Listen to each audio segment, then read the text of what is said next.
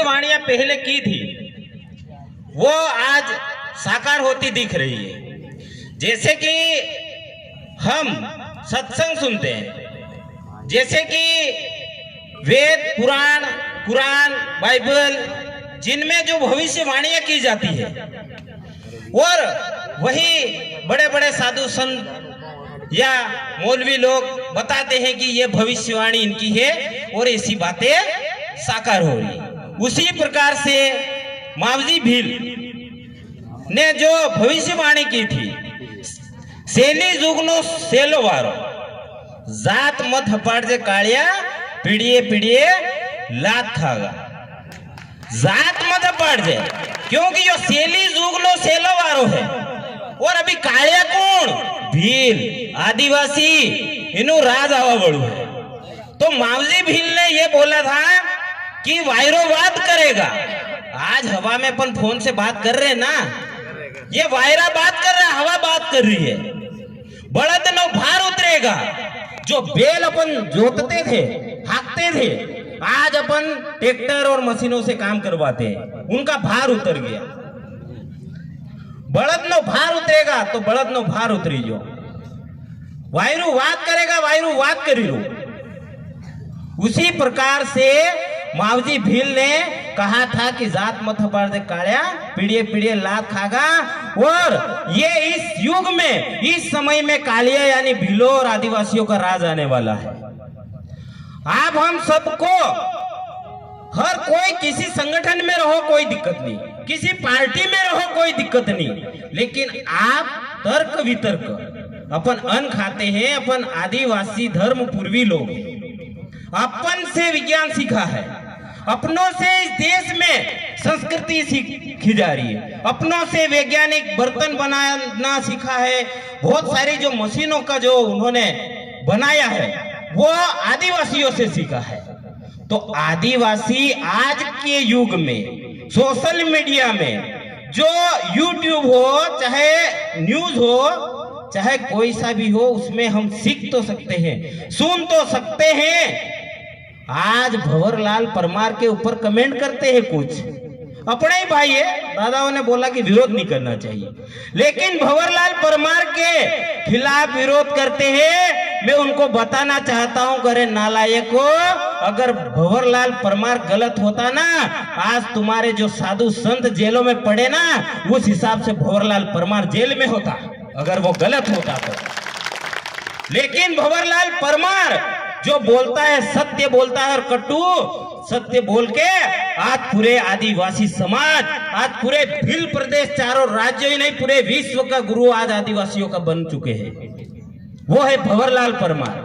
भंवरलाल परमार का विरोध करना छोड़ दो, उनकी बदौलत उनकी देन पूरे मध्य प्रदेश नहीं पूरे भारत देश में जो आदिवासी क्रांतिकारी योद्धा हुए हैं, उनको आज तुम भंवरलाल जैसे हजारों गुरुओं की वजह से आज तुम आज गौरव दिवस मना रहे हो।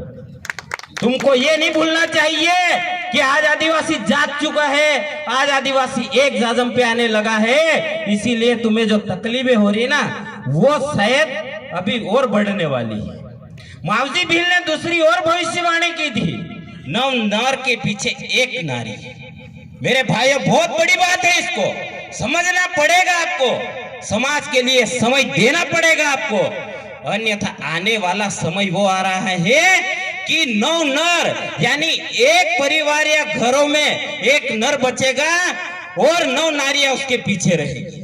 ये भविष्यवाणियां की थी, शायद वो भी साकार होती दिख रही है। इस बात को समझिए, बहुत गंभीर बात है उसमें। अभी बबीता कश्यप जो दीदी है, उन्होंने लाइव आए थे, शायद आप लोगों को इसीलिए बोल रहा हूं कि सोशल मीडिया पे आप देखो, सुनो और समझो। अभी जो यूनिफॉर्म सिविल कोड का जो दीदी ने बताया, बहुत गंभीर बात है। समान नागरिकता, अरे क्या आदिवासी एक समान है क्या? गैर आदिवासी के समान या गैर आदिवासी के बराबर है क्या? आदिवासी की संस्कृति अलग है, आदिवासी की रूढ़िवादी परंपरा अलग है, तो फिर आदिवासी कैसे समानता हो जाएगा?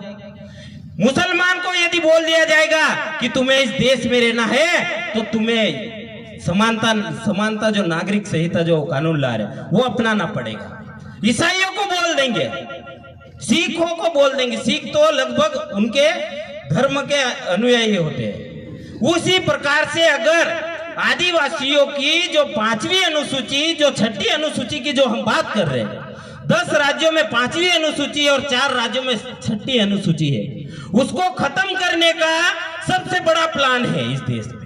इस देश में ना ईसाई निशाने पे है, ना मुसलमान निशाने पे है, इस देश में कोई निशाने पे है तो वो आदिवासी है। क्यों कि आज इतना बड़ा दिल्ली से बॉम्बे कॉरिडोर जो बना है ना, उसमें आदिवासी की जमीन गई।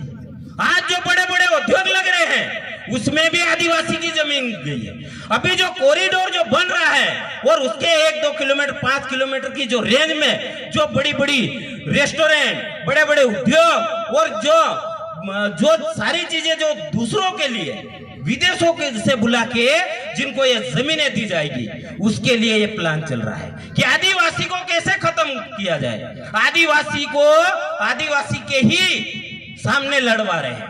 एक तरफ अपन राष्ट्रीय स्वाभिमान आदिवासी दिवस मना रहे और एक तरफ जनजाति गौरव दिवस मना रहे।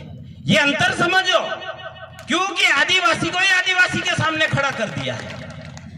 इस गंभीर मुद्दे को और इस गंभीर बात को समझना होगा। इन लोगों ने टीम तैयार कर ली। जिस प्रकार से पहले मंत्री हुआ करते थे,